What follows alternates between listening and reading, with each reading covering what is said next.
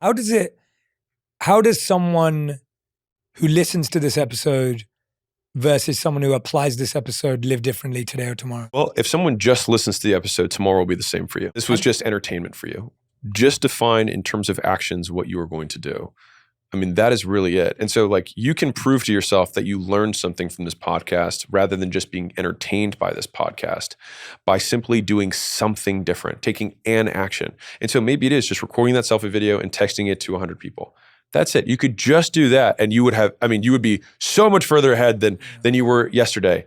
And what's crazy is that the amount of progress that you make in that first 20 hours is greater than any amount of progress that you will likely make over the remainder of your career. Because going from absolutely terrible to proficient happens so fast. Now, to be clear, all of the gains come from going from proficient to master, which take a huge amount of time.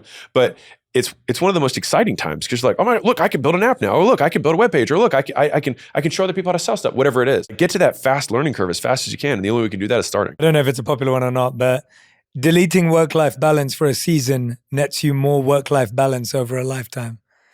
So I love this frame shift, which is everyone talks about work-life balance, but no one talks about it over what timeline. He said, in order to make $1 million, you have to endure $1 million worth of pain. Mm-hmm. And so you might be able to endure $1 million worth of pain over 40 years, or you can crunch it into 4 crazy years. And then after that, you can have whatever you want to have afterwards. And so I think about life in seasons rather than in, on microcosms of days and even weeks. And I think that shifting that perspective will really only solve one core problem for people, which is that they feel like they are doing something wrong by making a sacrifice today. These are classic human problems that will never have a correct answer. And it's more, what's the correct answer for you in your season right now based on the goals you have?